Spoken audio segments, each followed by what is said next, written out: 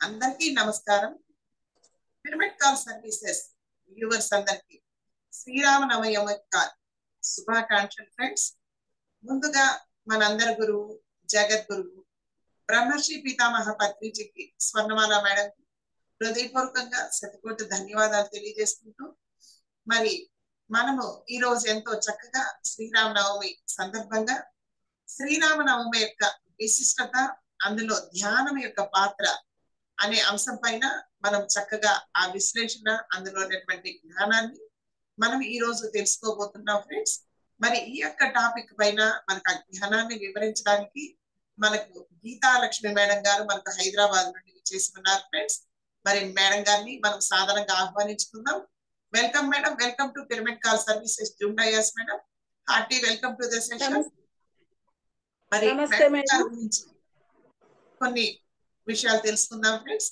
మరి మేడం గారు 2004లో ధ్యాన మార్గంలోకి రావడం జరిగింది. మేడం గారు ధ్యానంలోకి రావడానికి కారణం హెల్త్ ఇష్యూస్ తో ఉన్నారు. మరి ఎంతో చక్కగా ధ్యానంలోకి రావడం, చక్కగా ధ్యాన సాధన చేసుకుంటూ తన హెల్త్ ప్రాబ్లమ్స్ అన్ని కూడా క్యూర్ చేసుకొని ఎంతో చక్కగా జ్ఞానాన్ని, అనుభవాల్ని పొందుతూ తను తెలుసుకున్న జ్ఞానాన్ని క్లాసెస్ రూపంలో చక్కగా అందరికీ తెలియజేస్తూ, అంతేకాకుండా పిఎంసి ఛానల్ ద్వారా కూడా విస్తృతమైన ఆ మేడం యొక్క జ్ఞానాన్ని చక్కగా అందరికీ అందిస్తూ ఉన్నాను ఫ్రెండ్స్. మరి మేడం గారిని మరొకసారి మనము పిరమిడ్ కాల్ సర్వీసెస్ కు ఆహ్వానం పలుకుదాం.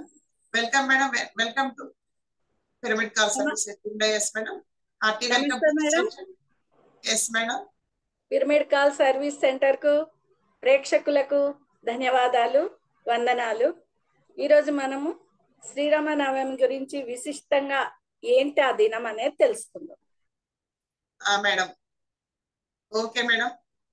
మరి శ్రీరామనవమి యొక్క విశిష్టత గురించి, మరి శ్రీరామనవమి యొక్క విశిష్టతలో అందులో ధ్యానం యొక్క పాత్ర గురించి మాకు ఈ రోజు మీరు విస్తృతంగా తెలియజేయవలసిందిగా కోరుకుంటూ ఉన్నాం మేడం.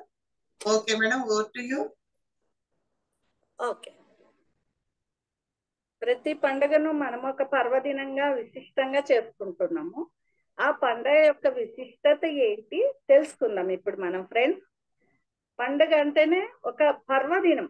పర్వదినం అంటే పవిత్రంగా మనము రత్నంలా మారి ఆ రోజు మనం వందనాలు ఒకరికొకరు తెలుపుకోవడం. అంటే happy Ugadi, happy new year, happy Sriramanavami అని తెలుసుకుంటాం కదా, అది వందనాలు తెలుపుకోవడం. పవిత్రంగా రత్నంలా మారి వందనాలు తెలుపుకునే రోజును మనం పర్వదినంగా మన ఋషులు సృష్టించారు, అలా క్రియేట్ చేశారు. అలాంటి పండుగల్లో ఒక పండుగ మనకు ఉగాది. అంటే ఉగాది ఆరంభంలో ఫస్ట్ మనకు చైత్ర మాస శుద్ధ పాడ్యం ఈ రోజు ఉగాది వస్తుంది. దాని తర్వాత నవరాత్రులు అంటే వసంత నవరాత్రులు జరుగుతాయి. ఆ వసంత నవరాత్రుల్లో 9వ రోజు శ్రీరామనవమి, అంటే నవమి తిథి రోజు శ్రీరామనవమి వస్తుంది. ఆ శ్రీరామనవమి చైత్ర శుద్ధ నవమి రోజు మనం శ్రీరామనవమి జరుపుకుంటాం. మనకు వేదాల్లో కానీ పురాణాల్లో కానీ ఏం చెప్తారంటే శ్రీరాముడు పుట్టినరోజు అని చెప్తారు. కానీ శ్రీరాముడు పుట్టింది నవమి, ఆయన కళ్యాణం జరిగింది నవమి, శ్రీరామనవమి రోజు. రెండు రోజులను కలిపి మనం శ్రీరామనవమిగా ఆ రోజు బాగా వేడుకగా జరుపుకుంటాం. ఆ రోజు శ్రీరామ కళ్యాణం కూడా చేస్తాం. శ్రీరామ కళ్యాణం ఎందుకు చేస్తాము, మనము దాన్ని ఎలా ఉపయోగించుకుంటున్నాము, అసలు శ్రీరాముడి పుట్టుకేంటి, అసలు శ్రీరాముడు అంటే ఎవరు, నరుడుగా పుట్టి మాధవుడు ఎలా అయ్యాడు, మానవుడిగా జీవించి మాధవుడైనాడు, ఆయనని మనం కొలుస్తున్నాము, ఎందుకు కొలుస్తున్నాము అన్న విషయాల మీద ఇవాళ మనం చర్చించుకుందాం, అన్న విషయాలు తెలుసుకుందాం. శ్రీరాముడు పుట్టుకనే ఒక యజ్ఞం. అంటే ఋషశృంగ మహాముని ద్వారా వాళ్ళు పుత్రకామేష్టి యాగం చేసి శ్రీరాముణ్ణి భూమికి తీసుకొచ్చారు. ఎలాగా యజ్ఞం చేశారు, ఒక యజ్ఞం, ఒక యాగం చేశారు. ఒక యాగం అంటే వాళ్ళు పుత్రకామేష్టి యాగం, పుత్రుడు పుట్టడానికి ఎంత గొప్పగా ఒక యాగం జరిపారు. మనం పెళ్లిళ్ళు అయిన తర్వాత మనం ఏం చేస్తున్నాము, 16 రోజు పండుగల్లాగా చేసి మనం గర్భధానం చేస్తున్నాం. ఆ గర్భధానమే భౌతికంగా ఒక యాగం. ఆ రోజు ఎంతో పవిత్రంగా చేసినప్పుడు శ్రీరాముడి లాంటి సంతానం మనకు కూడా కలుగుతుంది. అందుకని వాళ్ళు ఆ వేదాల్లో, ఆ పురాణాల్లో, రామాయణంలో పుత్రకామేష్టి యాగం అని అంత పవిత్రంగా మనకు మోడల్ చూపించారు. కానీ మనం అది రామాయణంగా చదివి వదిలేస్తున్నాం. మనం చేయాల్సింది కూడా నూతన దంపతులకు అలాంటి గర్భధానం, అలాంటి పుత్రుడు కావాలని కోరుకున్నప్పుడు మనం కూడా అంత పవిత్రంగా జరపాలి. ఇది శ్రీరాముడి పుట్టుక. మనకి యాగం వలన పుట్టారు, అందులో అగ్నిదేవుడు వచ్చి మనకి పాయసం ఇస్తారు, అవన్నీ మనకు వేదాల్లో చెప్పారు. శ్రీరాముడు పుట్టుక గురించి ఇలాగా మనకు వివరించి చెప్పారు. శ్రీరాముడు పుట్టిన తర్వాత మాధవుడు ఎలా అయ్యాడు? ఆయన మానవుడుగా పుట్టాడు, మాధవుడు ఎలా అయ్యాడు అంటే చూడండి, ఆయన ధర్మాన్ని ఏ రోజు వదలలేదు. స్థిత ప్రజ్ఞతను మరి పుత్రకామేష్టి యాగం ద్వారా శ్రీరాముడు జన్మ తీసుకోవడం జరిగింది మేడం. ఆ యాగం గురించి చిన్న వివరణ. ఓకే, పుత్రకామేష్టి యాగం ఎందుకు చేస్తారంటే దశరథుడు మహారాజుకు పిల్లలు ఉండరు. పిల్లలు పుట్టకపోతే ఆయన వశిష్ఠ మహాముని ద్వారా విషయం తెలుసుకుంటారు. పుత్రకామేష్టి యాగం చేస్తే మీకు సంతానం కలుగుతుంది మహారాజా అని చెప్తారు. చెప్పినప్పుడు ఆయన సరే అంటారు. దానికి సరైన వాళ్ళు ఎవరు అని నిర్ణయించడానికి ఋష్యశృంగ మహాముని అని ఆయనను నిర్ణయించుకుంటారు. ఆయనకి పిల్లలు ఉండరు, కానీ ఆయన సంసారం చేస్తూ ఆధ్యాత్మికతలో ఉన్నత స్థితిలో ఉంటారు. ఆయన ద్వారా మీకు పుత్రకామేష్టి యాగం చేస్తే సంతానం కలుగుతుందని వశిష్ఠ మహాముని దశరథ మహారాజుకు తెలుపుతారు.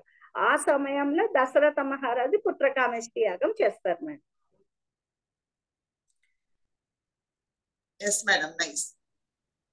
పుత్రకామేష్టి యాగం చేసిన తర్వాత రాముడు పుట్టాడు. ఎవరికి? కౌసల్యకు పుట్టారు. అంటే ఆమె గర్భము ఎంతో శుద్ధ సాత్వికము, ఎంతో శుద్ధమైనది కాబట్టి రాముడు అక్కడ అవతార పురుషుడుగా జన్మ తీసుకున్నారు. అవతారం అంటే పైనుంచి కిందికి దిగటం. అంటే మనకు అందుబాటులో దగ్గరలో ఉండి మనల్ని ముందుకు నడిపించేవాడు అవతరించాడు. దాన్ని అవతారం అంటారు. రామ అవతారం, కృష్ణ అవతారం, అలాగే మనకు దశావతారాలు ఉన్నాయి. ఒక్కొక్క అవతారం తీసుకున్నప్పుడు ఒక్కొక్క రకంగా మనకి దుష్ట రక్షణ చేశారు. దుష్టులను శిక్షించి శిష్టులను రక్షించే పాత్ర తీసుకున్నారు. ప్రతి ఒక్కసారి పరమాత్మ ఆ విధంగా తీసుకున్నాడు. రాముడు అన్నది, రామ అన్న పదమే రమణీయమైనది. అది పలికినప్పుడే మనకెంతో ఆనందం కలుగుతుంది. అది మనము ఆధ్యాత్మికంగా మనకు వర్తించుకున్నప్పుడు రామ అన్నది మన శరీరం, సీత అన్నది మన ఆత్మ. రామ సీత, సీతారామ అని చెప్పుకుంటాం. అంటే రెండు కలిసి ఉంటేనే జీవనం, రెండు కలిసి ఉంటేనే కళ్యాణం. అంటే మన శరీరంతో పాటు ఆత్మ ఉండాలి, ఆత్మతో పాటు శరీరము ఉండాలి. ఏ ఒక్కటి లేకపోయినా అక్కడ కళ్యాణం జరగదు. అందుకని సీతారామ కళ్యాణం ఎక్కడో లేదు, మనలోనే ఉంది అని చెప్పడం. ఆ రాముడు అంత ధర్మంగా దేవుడు ఎందుకైనాడు, మనం దేవుడిగా ఎందుకు కొలుస్తున్నాము అంటే ఆయన ఒక ఏకపత్ని వ్రతుడు, తండ్రి మాట వినే తనయుడు, కష్టం వచ్చినా సుఖం వచ్చినా స్థిత ప్రజ్ఞతతో ఉన్నాడు. కైకేయి మీద పంపించిన అడవులకు అజ్ఞాతవాసానికి అయినా ఆయనకు కోపం రాలేదు, అది కూడా సమస్థితిలో తీసుకున్నారు. పట్టాభిషేకం అన్నప్పుడు సమస్థితిలో సంతోషంగా మామూలుగా ఉన్నారు.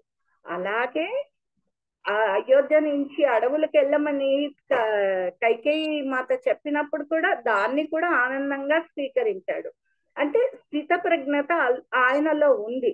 మన శరీరంలో కూడా మన ఆత్మలో కూడా రెండు కలిపినప్పుడు అలాంటి భావన, ఆ స్థిత ప్రజ్ఞత భావన రావాలి. ఇక రాముడు ఏకపత్ని వ్రతుడు, అది ధర్మము. తర్వాత శిష్టులను రక్షిస్తూ వచ్చాడు, దీనులను కాపాడుతూ వచ్చాడు, అడవుల్లో ఋషులను కాపాడుతూ వచ్చారు. ఇవన్నీ తన స్వయానికి కాకుండా విశ్వ కళ్యాణానికి చేస్తూ వస్తున్నాడు ఆయన. శ్రీరామ కళ్యాణము అంటే సీత లేకుండా శ్రీరాముడు లేడు, శ్రీరాముడు లేకుండా సీత లేదు. అందుకే రాముడి పుట్టినరోజు కూడా మనము సీతారామ కళ్యాణంగా చేసుకుంటున్నాము. ఎందుకంటే సీత లేకుండా ఆయన ఎప్పుడూ ఉండడు. చూడండి, విష్ణుమూర్తికి పూజ చేస్తాం సింగిల్ గా, కానీ రాముడికి మాత్రం చేయం. శ్రీరామనవమి అన్నా ఏ పండుగ అయినా సీత లేకుండా శ్రీరాముడికి ఏది జరగదు. అంటే ఆయన ఎప్పుడు ఎల్ల వేళలా సీతను పక్కన పెట్టుకుంటాడు. అది చూపించాడు. కానీ మనం దాన్ని ఆధ్యాత్మికంలో తీసుకున్నప్పుడు మనలోనే సీతామాత ఉంది. సీతామాత అంటేనే మన ఆత్మ.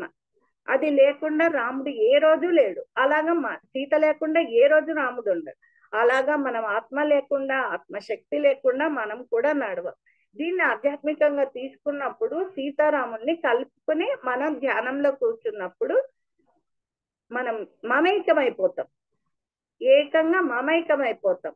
అదే కళ్యాణం, సీతారాముల కళ్యాణం. ఇది మనం శ్రీరామనవమి రోజు జరుపుకుంటున్నాం. ఇంకా ఏంటంటే సీత కష్టంలోను సుఖంలోను ఎప్పుడూ ఆయనను వదిలిపోలేదు. అక్కడ వనవాసంలో ఉన్నప్పుడు కూడా ఆమె రాముడి గురించే ధ్యానం చేస్తుంది.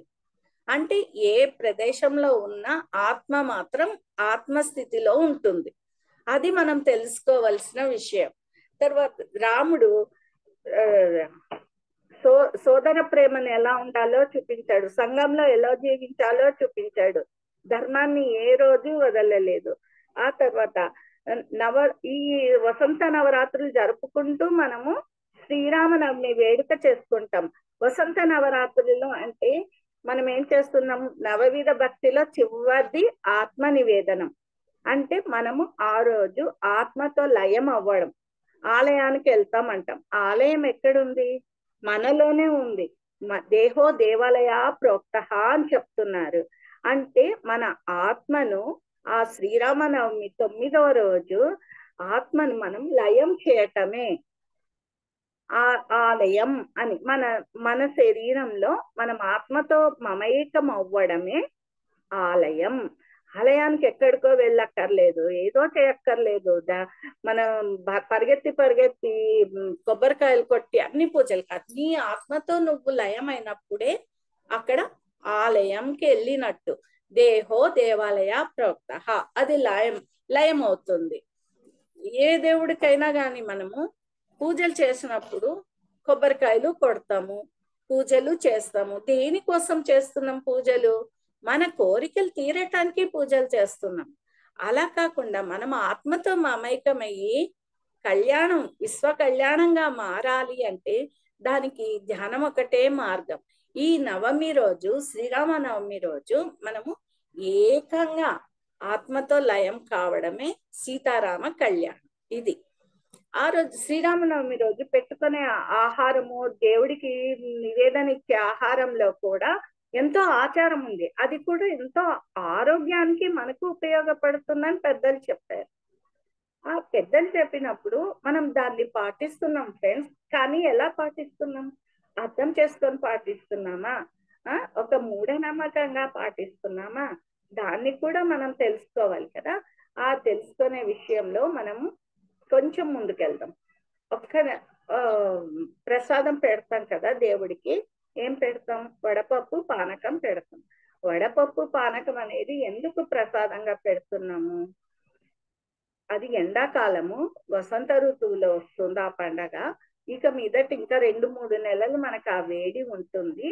అందుకని వడపప్పు పానకం మన ఆహారంగా భుజిస్తే రోజు మన శరీరంలో చల్లదనం ఏర్పడి మనం ఆత్మతో లయం అవ్వడానికి అవకాశం ఎక్కువగా ఉంటుంది. ప్రతిరోజు సీతారామ కళ్యాణమే చేసుకోవాలి, కానీ ఆ ఒక్కరోజు చేసి మనం సీతారామ కళ్యాణంని వదిలేస్తున్నాం. ఈ ఆహారం రోజు తీసుకుంటున్నామంటే ఆ 3 నెలలు మనం వేడిమికి, వసంత ఋతువులో వచ్చే జబ్బులకి అన్నింటికి మనం దూరంగా ఉంటామన్నమాట. ప్రతి నిమిషము మన ఆత్మతో మనం లయమై ఉండాలనేది సీతారామ కళ్యాణంలో మనకు శ్రీరామనవమి రోజు కళ్యాణం జరిపి చూపిస్తున్నారు వాళ్ళు పెద్దలు. ఇది భద్రాచలంలో చేస్తారు, అక్కడ చేస్తారు, ఇక్కడ చేస్తారు అని చెప్తున్నారు. కానీ మన శరీరంలోని మనము నిరంతరము సీతారామ కళ్యాణ వేడుకలో ఉన్నామా అని మనం ప్రతి నిమిషము ప్రతిరోజు చెక్ చేసుకోవాలన్నమాట. అది ఉన్నప్పుడే మనకి నిరంతర కళ్యాణం జరుగుతుంది. రామ అంటే రమణీయం, అందమైనది అని తెలుసుకొని దాన్ని మన శరీరాన్ని అన్వయించుకున్నప్పుడు మన శరీరం ఎంత అందంగా ఉందో, ఎంత అందంగా ఉండాలని మనం అనుకుంటామో, అప్పుడు ఆత్మతో లయం చేసినప్పుడు మన శరీరం కూడా అంత అందంగా ఉంటుంది, రమణీయంగా ఉంటుంది, ఎంతో గొప్పగా ఉంటుంది.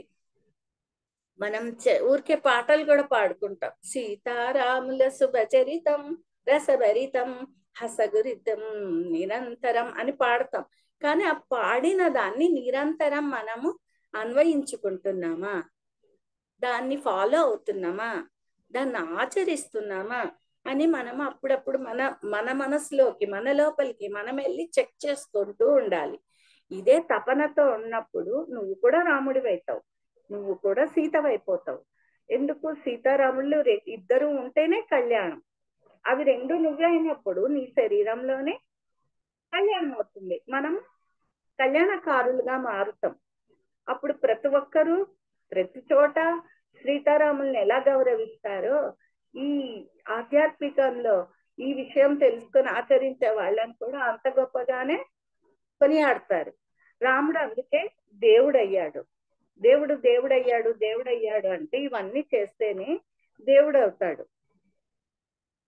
శ్రీరామ కళ్యాణం చేసుకొని ఆనందిస్తున్నాము. మన శరీరంలో మనం కూడా చేసుకున్న రోజు అంతే ఆనందంగా ఉంటాం. ఈ నవరాత్రులు చేసినప్పుడు, నవవిధ భక్తిని ఫాలో అయినప్పుడు, ఆచరించినప్పుడు, ఆత్మ నివేదన చేసినప్పుడు ఆనందం వేరుగా ఉంటుంది. నవవిధ భక్తిలో ఆత్మ నివేదన ముఖ్యమైనది, చివరిది కూడా అదే. ఆ తర్వాత ఈ నవరాత్రుల్లో మనం చేసే ధ్యానం వలన రోజు మన నవరంధ్రాలు శుద్ధి చేయబడి మనము షట్చక్రాల ఉద్దీపనకు సిద్ధపడతాం అన్నమాట. అందుకని వసంత నవరాత్రులు జరుపుకొని శ్రీరామనవమి రోజు నవమి పండుగ వేడుక జరుపుకుంటాం. ఆ రోజు మన షట్చక్రాలు అన్ని ఉద్దీపన చెందుతాయి. ఆ ఆహారం భుజించినప్పుడు ఆ శరీరంలో వేడిమి తగ్గి మనం చక్కటి స్థితిలో ఉంటాము. ఆచారాలన్నీ అలా మనకు ప్రవేశపెట్టినవే. ప్రతి పండుగకు ఒక ఆచారం పెట్టారు. ఆ ఆచారాన్ని ఆచరిస్తూ మనము ఆధ్యాత్మికతలోకి ముందుకెళ్ళినప్పుడు మనం కూడా మానవులు కూడా మాధవులుగా అవుతారు. రాముడు ఇక్ష్వాకు వంశంలో జన్మించాడు. ఏ గోత్రంలో జన్మించాడు? వశిష్ఠ గోత్రంలో జన్మించాడు. సీత ఏ గోత్రంలో జన్మించింది? గౌతమస్య గోత్రంలో జన్మించింది. సీత జననం జనకపురిలో జరుగుతుంది, మిథిలాపూర్లో. రాముడి జననం అయోధ్యలో జరుగుతుంది. ఇక్ష్వాకుల వంశంలో రాముడు పునర్వసు నక్షత్రంలో జననం తీసుకుంటాడు. శ్రీరామనవమి అని మనము దాన్ని వేడుక జరుపుకుంటున్నాం. నవమి రోజు ఆయన జన్మ తీసుకున్నాడు. ఆ శ్రీరామనవమి రోజు జన్మ తీసుకున్నాడు అంటే ఆయన పరిపూర్ణమైన స్థితిలో ఉండి అవతరించి ఆ జీవన విధానాన్ని చూపించి నడిపించి ధర్మ మార్గాన్ని తప్పక జయించి ధర్మంలోనే నడిపిస్తూ జీవన విధానం సాగించాడు. ఆయన కష్టాలు పడలేదా? ఎన్నో కష్టాలు పడ్డారు. భార్యా వియోగం చెందారు. ఎంతో మంది ఋషులను కాపాడవలసి వచ్చింది. రాజరికంలో ఉన్నవాడు చివరికి అయోధ్య నుంచి అడవులకు వెళ్లాల్సి వచ్చింది. ఇవన్నీ ఆయనకు జరిగాయి. సీతమ్మ తల్లి పట్టుపరుపుల మీద పడుకోవాల్సిన తల్లి అక్కడికి వెళ్ళింది. ఈ రామాయణం అంతా మనకు కష్టాలను సుఖాలను తెలియచేస్తూ నిరంతరం సీతారామ కళ్యాణంతో మనం వెలుగొందాలని చూపించింది. రామాయణం అన్నదే ఆది కావ్యం. అప్పట్లో అది ఆది కావ్యం.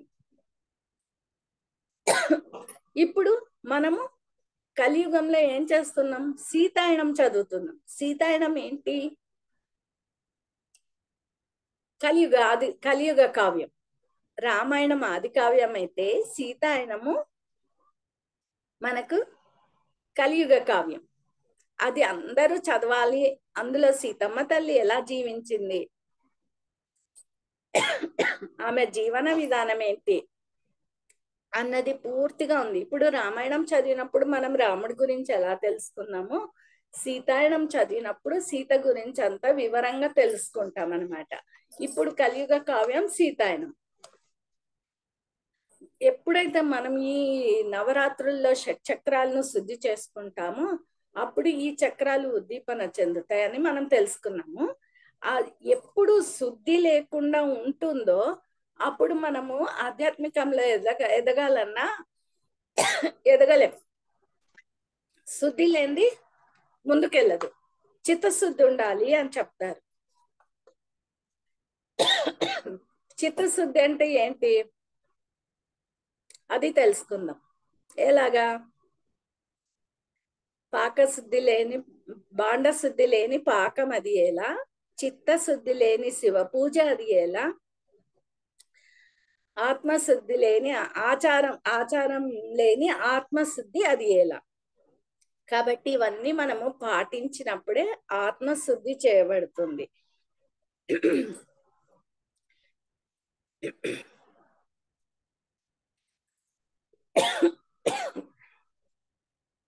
సరే, ఇక లక్ష్మణుడు ఎలా జీవించాడు? అన్న సేవలో జీవించాడు. ఆయన జన్మ ఏంటి?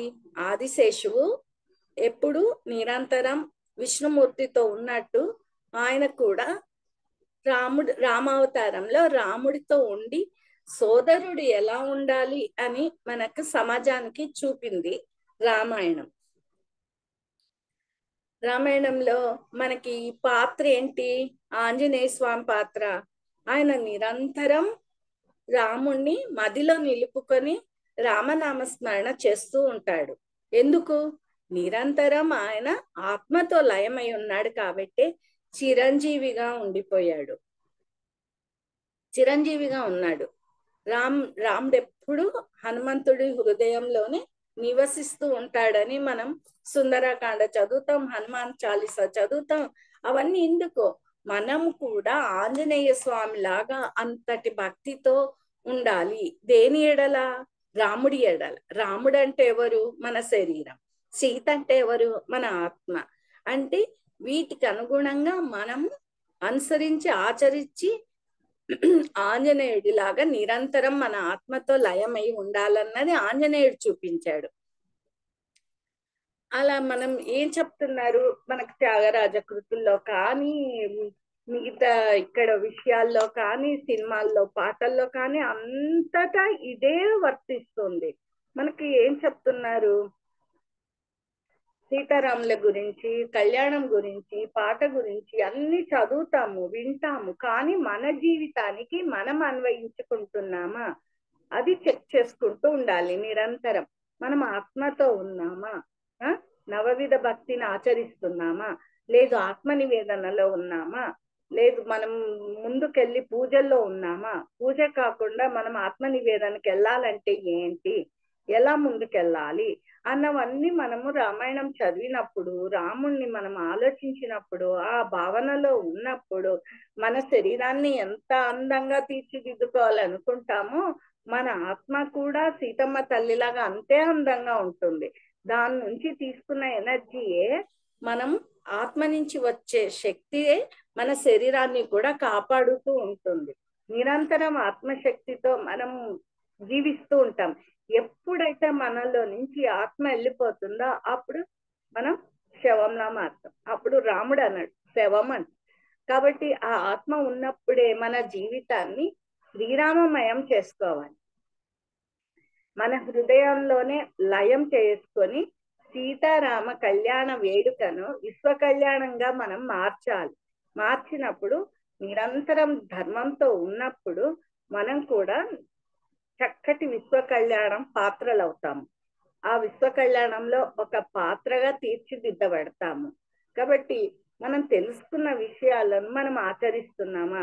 మనం ఎంతవరకు దాన్ని ఫాలో అవుతున్నాము? ఎక్కడికి వెళ్తున్నాము? ఎలా వెళ్తున్నాము? మన భావన ఎలా ఉంది? మన నడవడిక ఎలా ఉంది? నిరంతరం మనము దాన్ని భావనతో చెక్ చేసుకుంటూ ఉండాలి. మనం తప్పు చేసినప్పుడు వెంటనే మనకి ఇంట్యూషన్ చెప్తుంది ఇది తప్పు అని. కానీ మనం ఆ తప్పును వదిలేసి చక్కగా ముందుకెళ్తే బాగుంటుంది జీవితం. కానీ ఆ తప్పును మనం లెక్క చేయకుండా ఆ తప్పునే ఫాలో అయినప్పుడు మనకు ఏమనిపిస్తుంది, ఆ ధర్మాన్ని తప్పినట్టు అవుతుంది. ధర్మాన్ని తప్పినప్పుడు ఏమవుతుంది, మనము అధర్మంలో నడిచినప్పుడు దేవుడు కూడా రాముడు కూడా ఎవ్వరు మానవ జన్మే వృధా అయిపోతుంది. ఆ జన్మకి వృధా అయిపోతుంది. ఆ జన్మకి వృధా అయినప్పుడు మళ్ళీ ఇంకో జన్మ తీసుకొని మళ్ళీ మనం ఇవన్నీ అనుభవించాలన్నమాట. రాముడు బాగా చక్కటి ధర్మ మార్గంలో నడిపించి చూపించాడు. అధర్మం అనేది ఎలా ఉంటుందో దానికి రావణుడే గుర్తు. రావణుడు అంత గొప్ప ఆత్మజ్ఞాని, కానీ ఏమైంది చివరికి ఒక్క అధర్మం అంటే స్త్రీలోలత్వం అన్న ఒక్క దాని గురించి ఆయన ఎలా అయిపోయారు, చివరికి రావణుడు అంటే భూమి మీద లేదు. అసలు రావణ శబ్దం విన్నా ఏంటి వీడు రావణ్ లాగా చేస్తున్నారు అని అనే స్థితికి ఆయన వచ్చింది. ఎలాగా, అంత ధ్యానం చేసినా కూడా ఆయన ఏం చేశాడు, అధర్మం చేశాడు. అధర్మం చేయటం వల్ల అక్కడ ఆయనకు గుడి కానీ ఆయనను ఆచరించే వాళ్ళు కానీ లేకుండా పోయినారనమాట. ప్రతి నిమిషం మనం రమణీయం కమనీయం అనుకున్నప్పుడు మనలో మనం ఎంత రమణీయంగా రమిస్తున్నాం, ఆత్మతో రమిస్తున్నామా, మనం ఉన్నామా, మనం రాముడిలాగా జీవించాలన్నప్పుడు మనం అందులో ఎన్ని పాటిస్తున్నాము.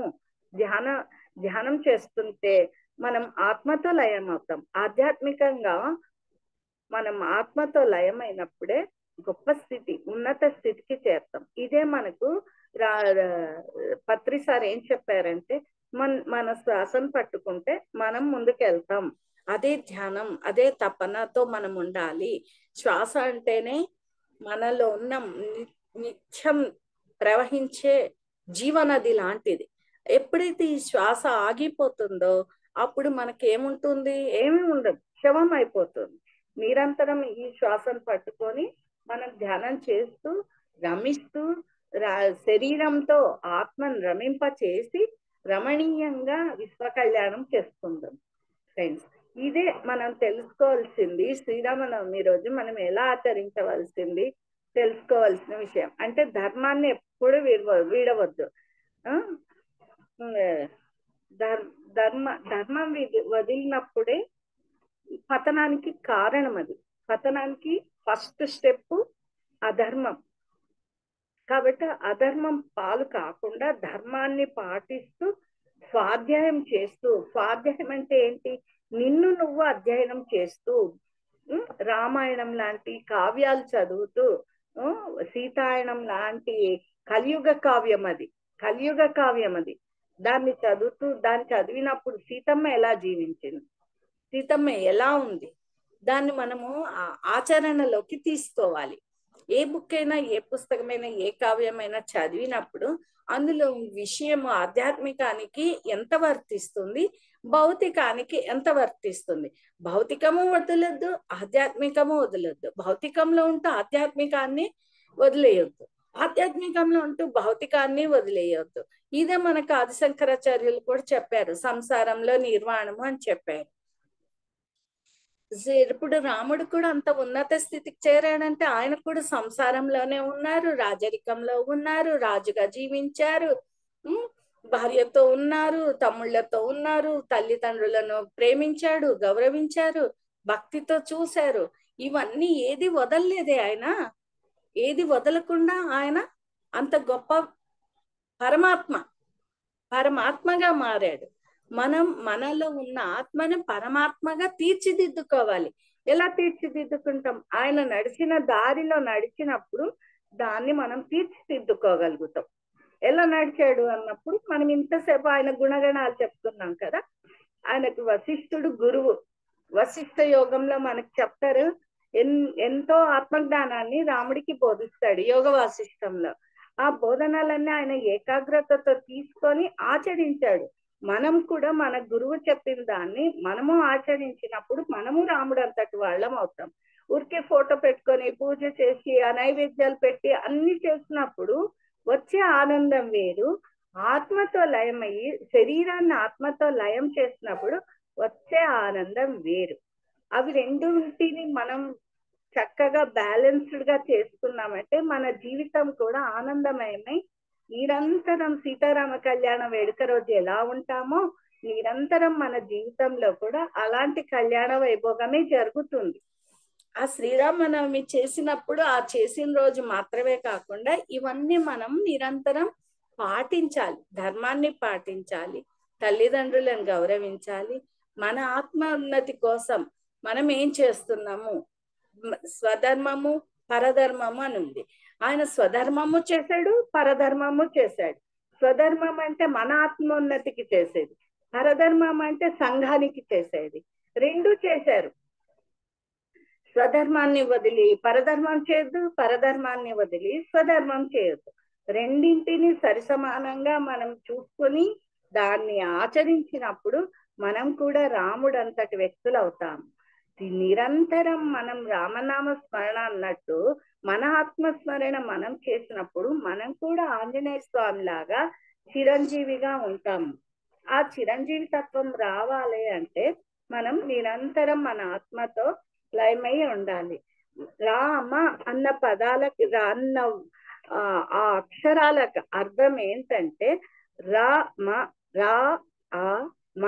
రా అంటే సూర్యుడు, సూర్యశక్తి.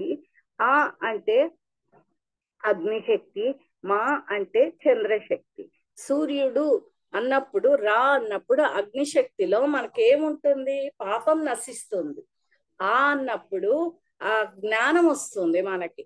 మా మా అన్నప్పుడు చంద్రుడు శక్తి ఏమవుతుంది, దాన్ని మనము ఆనందాన్ని అనుభవిస్తాం. వెన్నెలు ఉన్నప్పుడు ఎంత చక్కగా ఆనందాన్ని అనుభవిస్తాము. అలాగే ఈ రామ అన్న పదంలో అంత అర్థం ఉంది.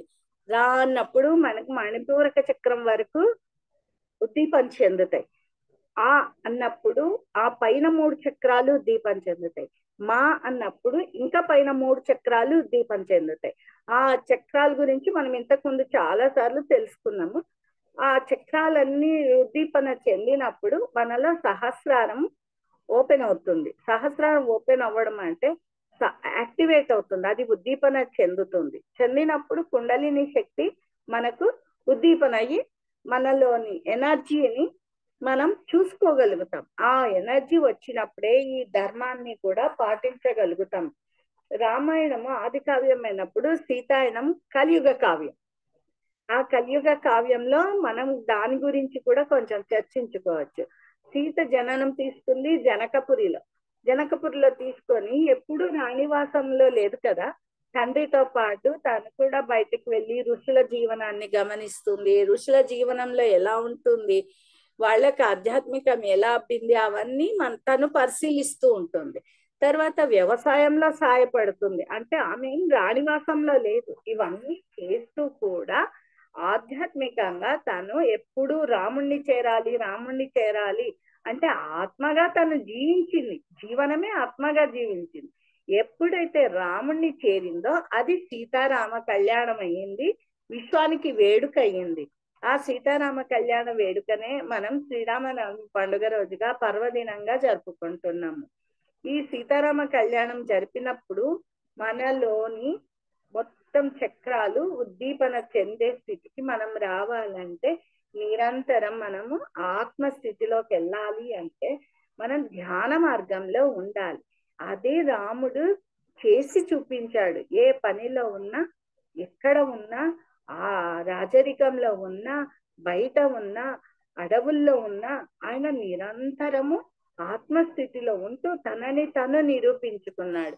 అదే రావణుడు అంత ఉన్నత స్థితిలో ఉన్నా కూడా అధర్మం పాలు చేయటం వల్ల వినాశనానికి దారి జరిగింది. ఈ రామాయణంలో పాత్రలు కూడా మనము ఎన్నో చర్చించుకుంటూ ఉంటాము. అవి బయట కూడా మనకు తెలుస్తుంటాయి. బాగా నిద్రపోతుంటే ఏమ్రా కుంభకర్ణులా నిద్రపోతున్నావు అంటారు. ఏంట్రా ఆ భక్తి ఎక్కువ ఉంటే మరి ఆంజనేయ స్వామి అయిపోయినవరా అంటారు. ఇవన్నీ కూడా ఏంటి, ఆ రామాయణంలో పాత్రల్ని అనుకరించుకుంటున్నాం మనం. మనం అనుకరించుకుంటున్నాం, ఆస్వాదించట్లేదు. ఆస్వాదించాలి, దానిలో ఆ పాత్రలోని జీవన విధానాన్ని మనం ఆస్వాదించాలి. దాన్ని నెమరు వేసుకొని దాన్ని ఆచరణ చేయాలి. నెమరు వేసుకొని ఆచరణ చేయాలి. చేసిన రోజు నువ్వు కూడా సీత అవుతావు, నువ్వు కూడా రాముడు అవుతావు, నేను కూడా ఆంజనేయ స్వామి. అలా అందరూ మన జీవితాన్ని తీర్చిదిద్దుకోవాలన్నమాట. అది మన చేతిలోనే ఉంది. మన జీవితం మన చేతిలో, మన ఆరోగ్యం మన చేతిలో. ఈ ఈ శ్రీరామనవమి రోజు పెట్టిన ఆహారం మనం ఆ 3 నెలలు స్వీకరిస్తే అది భౌతికంగా మన శరీరానికి చక్కటి ఆరోగ్యాన్ని ప్రసాదిస్తుంది. ఆధ్యాత్మికంగా మనం ఎదగటానికి ధ్యానం సహకరిస్తుంది.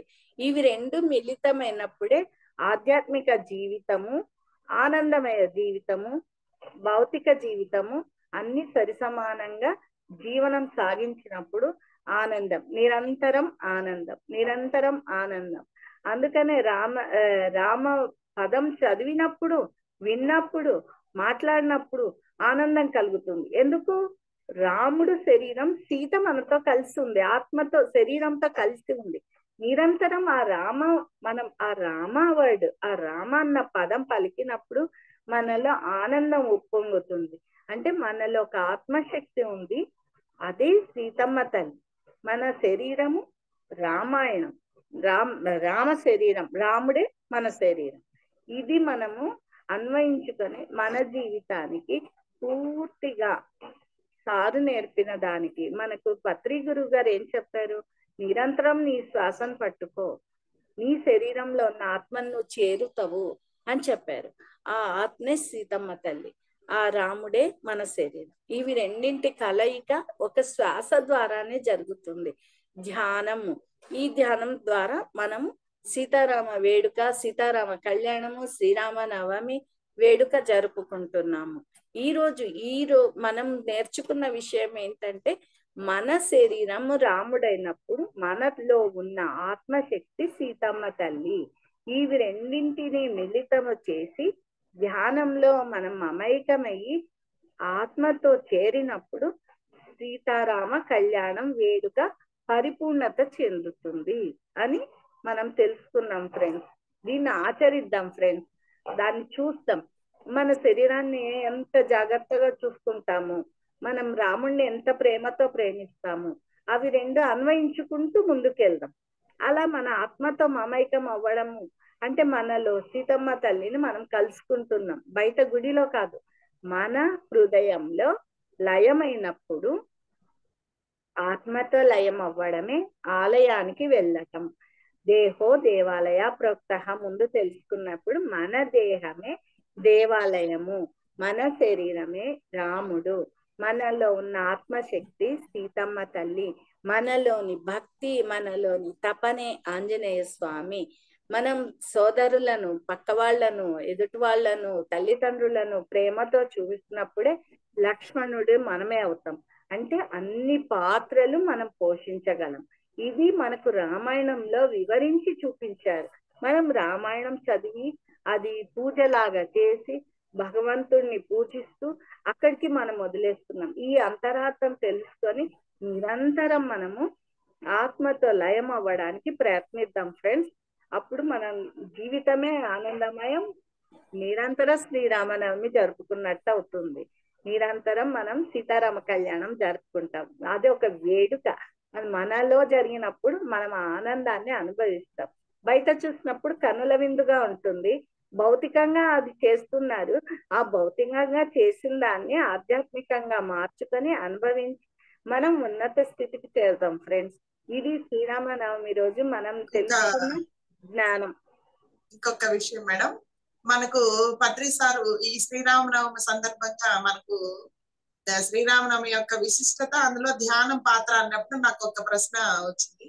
మనకు సార్ చెప్తూ ఉంటారు, కుంభకర్ణుడు, విభీషణుడు, రావణాసురుడు, ఆంజనేయ స్వామి, నెక్స్ట్ శ్రీరాముడు అని 5 ఫింగర్స్ కాన్సెప్ట్. దాని గురించి కాస్త వివరించండి. కుంభకర్ణుడి స్థితిలో మనం ఎప్పుడు ఉండకూడదు, ఎందుకంటే కుంభకర్ణుడు ఎప్పుడు నిద్రపోతూ ఉంటాడు. విభీషణుడు అంటే విభీషణుడు ఎప్పుడు ధర్మం వైపే. కుంభకర్ణుడు రావణాసురుడు వస్తుంది అనుకుంటా.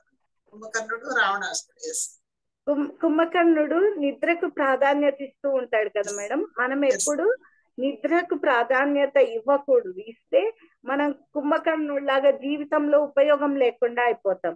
రావణాసురుడు అంత ఆధ్యాత్మికంగా ఉన్నత స్థితికి వెళ్ళి శివుణ్ణి కూడా తెచ్చుకొని పెట్టుకొని తర్వాత తను అధర్మం పాలవ్వడం వల్ల ఆయన కూడా ఉన్నత స్థితికి రాలేకపోయినారు. కుంభకర్ణుడు, రావణుడు. ఇంకా మేడం విభీషణుడు. విభీషణుడు ఏం చేశాడు మేడం? సొంతం అన్న అధర్మం చేస్తున్నాడని ఆ అధర్మాన్ని అన్న అయిన సోదరుణ్ణి కూడా వదిలేసి ధర్మం వైపు వచ్చేస్తాడు.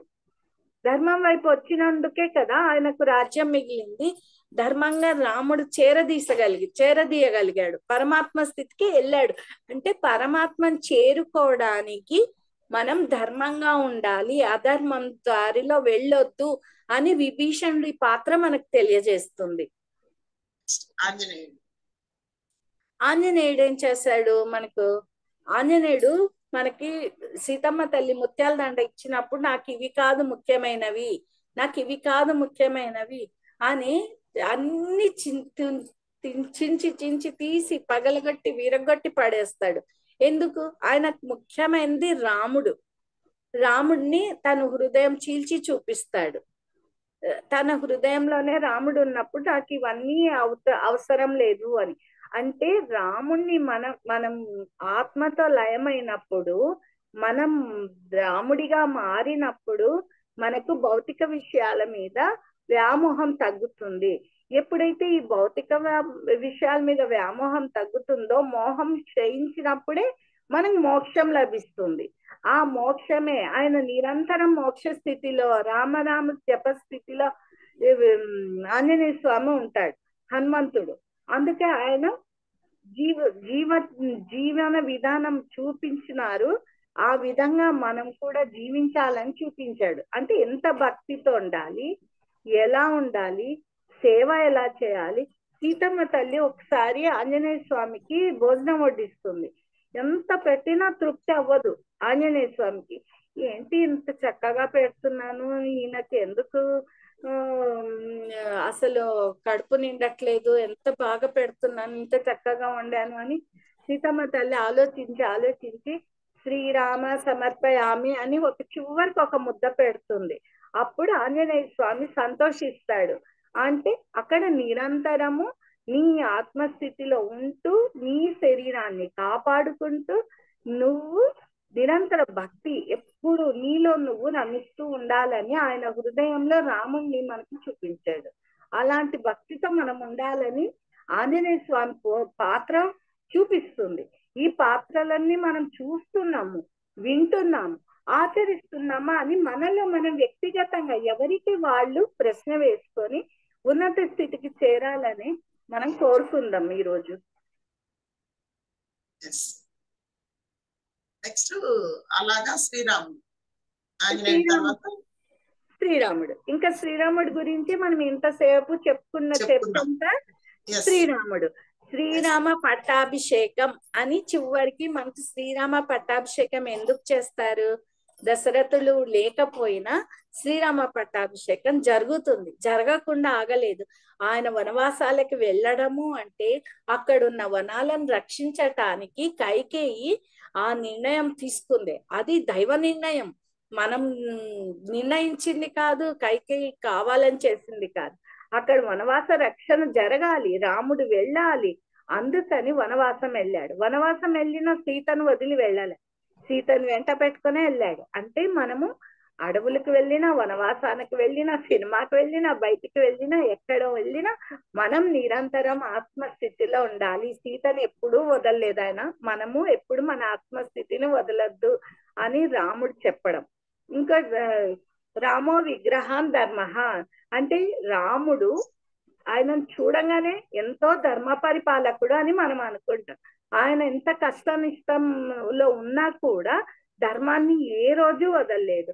తల్లిదండ్రులేడా ధర్మాన్ని వదలలేదు, తమ్ముడి ఎడా ధర్మాన్ని వదలలేదు, సంసారం వేడ ధర్మాన్ని వదలలేదు. ఎక్కడ ఆయన ధర్మాన్ని ప్రజల మాట కూడా పాలించాడు.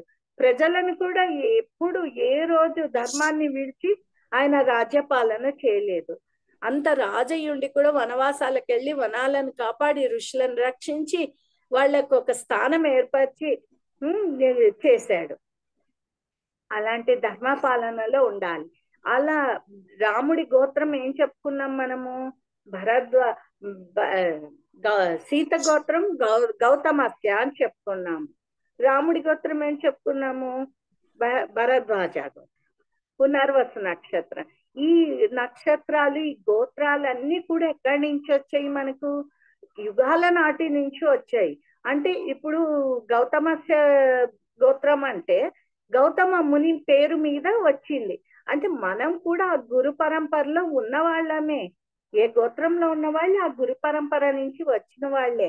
ఆ గురు పరంపరను ఆచరించాలి మనం. గురు పరంపరలో ఉన్నప్పుడు గురువు ఏం చెప్పాడో దాన్ని ఆచరించాలి. ఆ గోత్రాలు కూడా మనకు విడిగా ఊరికే రాలేదు. ఆ త్రేతాయుగం కాలం నాటి నుంచి వస్తున్న గోత్రాలలో ఆ గురు పరంపరలో జన్మ తీసుకున్నప్పుడు ఆ గురువులకు సంబంధించిన జ్ఞానం మనము స్వీకరించాలి. ఇది మనం రామాయణం ద్వారా తెలుసుకున్నాం. Yes madam. Okay, nice madam, nice conversation. ఈ రోజు శ్రీరామనవమి యొక్క విశిష్టత, అందులో ధ్యానం యొక్క పాత్ర గురించి చాలా చక్కగా వివరించుకోవడం జరిగింది. మనకు పత్రి సార్ ఎప్పుడు చెప్తుంటారు. ఎందుకంటే ఇక్కడ శ్రీరాముడు అనేటప్పటికీ మనకు ఆత్మ, శ్రీరాముడు అంటే ఇక్కడ మనకు ఆత్మ. ఆ స్థితికి వెళ్ళాలి అంటే అక్కడ దాని కింద ఉన్నటువంటి మరి ఆంజనేయుడు గాని, మరి రావణాసురుడు గాని, విభీషణుడు గాని, మరి కుంభకర్ణుడికి, ఇవన్నీ కూడా మనకు 5 ఫింగర్స్ కాన్సెప్ట్ లో ఇందులో ఉన్నటువంటి జ్ఞానాన్ని అంతా మనకు ధ్యానానికి అన్వయించుకొని చాలా చక్కగా మనకు చెప్పారు. అంటే మనం ఇక్కడ ఎలా ఉండాలి, ఎలా ఉండకూడదు, ఎలాంటి స్థితిలో ఉండాలి, ఎలాంటి స్థితిలో ఉండకూడదు అనేదానికి. అందులో శరీరము, మనస్సు, బుద్ధి, ఆత్మ, సర్వాత్మ అని మనకు చాలా చక్కగా చెప్పారు. మనకి ఇక్కడ శరీరం అనేటప్పటికి కుంభకర్ణుడు తీసుకున్నారు. మరి మరి మనస్సు అనేటప్పటికి రావణాసురుడిని తీసుకున్నారు. మరి బుద్ధి అనేటప్పటికి విభీషణుని తీసుకున్నారు. మరి ఆత్మస్థితికి అంటే చేరుకునేటప్పటికి ఇక్కడ ఆంజనేయ స్వామిని తీసుకున్నాడు. ఆయన శ్వాసపుత్రుడు కదా, మరి ఎప్పుడు రామ రామ రామ అనుకుంటున్నాడు. అంటే ఆత్మస్థితిని పట్టుకున్నాడు. దాని తర్వాత ఇంకా రాముడు ఏ స్థితి? సర్వాత్మ స్థితి. మనకి ఎంతో చక్కగా ఈ రోజు రిలేటెడ్ గా శ్రీరామనవమి అంటే మరి శ్రీరామనవమికి సంబంధించి ఇందులో ధ్యానానికి ఎంత అద్భుతంగా అన్వయించుకోవచ్చు అనేది చాలా చక్కగా మీరు చెప్పడం జరిగింది మేడం. ఆ స్థితిలో వాళ్ళ యొక్క ఆ పరిణితి ఎలా చెందితే ఎలా ఉంటారని. అదే విధంగా సీత, రాముడు అనేది కూడా మనకు మేడం గారు చక్కగా చెప్పారు. మరి ఇక్కడ ఆత్మ అంటే ఏంటి? రాముడు అంటే ఆత్మ, సీత అంటే విశ్వశక్తి. మరి మనము ఆత్మ ఏ శక్తి తీసుకుంటుంది? ఆ విశ్వశక్తిని తీసుకుంటుంది. మరి ఆ శక్తి లేకపోతే ఆత్మ అనే దానికి ఆత్మశక్తి కావాలి కదా, ఆత్మకు ఆ శక్తి అనేది కావాలి. మరి సీతారాముడు అంటే ఆత్మశక్తి. అదే సీతారామ కళ్యాణము అంటే ఎప్పుడైతే ఆత్మకు ఆ శక్తి ఎప్పుడైతే చేరుకుంటుందో అదే కళ్యాణము. అదే అంత చక్కగా మనకు పత్రి సారు ఈ శ్రీరామనవమి గురించి ఈ విశేషాల మధ్యలో అక్కడ ధ్యానానికి ఎంత అద్భుతమైన అంతరార్థాన్ని మనకు సార్ చక్కగా చెప్పారు. ఎప్పుడు చెప్తూనే కూడా ఉంటారు. మరి ఈ సందర్భంగా మనకి ఈ రోజు మరి గీతా లక్ష్మి మేడం గారు హైదరాబాద్ నుండి మరి శ్రీరామనవమి యొక్క విశిష్టత, అందులో యొక్క ధ్యానం పాత్ర, అందులో ఉన్నటువంటి విశేషాలు చాలా అద్భుతంగా ఈ రోజు వివరించడం జరిగింది. మరి పిరమిడ్ కాల్ సర్వీసెస్ తరఫున, టీం సభ్యులందరి తరఫున, వ్యూవర్స్ అందరి తరఫున మేడం గారికి శ్రీరామనవమి శుభాకాంక్షలు తెలియజేసుకుంటూ thank you madam. Thank you. Pyramid Call service ప్రేక్షకులకు ధన్యవాదాలు. ఒక్క మంగళం పాడేసుకుందాం. ఈ రోజు శ్రీరామనవమి కదా, ఒక్కసారి మంగళం పాడేసుకుందాం. శ్రీరామ గానామృతం చేద్దాం. రామచంద్రాయ జనకరాజ మనోహరాయ మామకాభీష్టాయ మహిత మంగళం కోసలేంద్రాయ మందహాసదాస పోషకాయ వాసవాది వినుత సద్వరాయ మంగళం చారు కుంకుమోపేత చందనాను చేర్చితాయ హార కటక శోభితాయ భూరి మంగళం లలితరత్న కుండలాయ తులసీవన మాలికాయ జలద సదృశ దేహాయ చారు మంగళం దేవకీ సుపుత్రాయ దేవదేవోత్తమాయ భావజాత భవ్య మంగళం భావజాత గురువరాయ భవ్య మంగళం పుండరీకాక్షాయ పూర్ణచంద్రవదనాయ అండజావాహనాయ అతుల మంగళం అతుల మంగళం రామదాస మృదుల హృదయ తామరాస నివాసాయ స్వామి భద్రగిరివరాయ సర్వమంగళం సర్వమంగళం సర్వమంగళం. ఈ రోజు నుంచి మనము ఆత్మతో లయమై ఉందాము. శ్రీరామనవమి వేడుక చక్కగా జరుపుకొని ఈ రోజు నుంచైనా మనం ఉన్నత స్థితికి చేరాలని కోరుకుందాము. పిరమిడ్ కాల్ సర్వీస్ ప్రేక్షకులకు ధన్యవాదాలు. ఈ అవకాశం ఇచ్చిన అఖిల మేడంకు ధన్యవాదాలు. Thank you madam. Thank you once again. మరి ఫ్రెండ్స్, మరొకసారి శ్రీరామనవమి సందర్భంగా అందరికి శ్రీరామనవమి శుభాకాంక్షలతో వ్యూవర్స్ అందరికి మరి మేడం గారికి ధన్యవాదాలు తెలియజేసుకుంటూ thank you madam. Thank you. ప్రేక్షకులకు థ్యాంక్ యూ.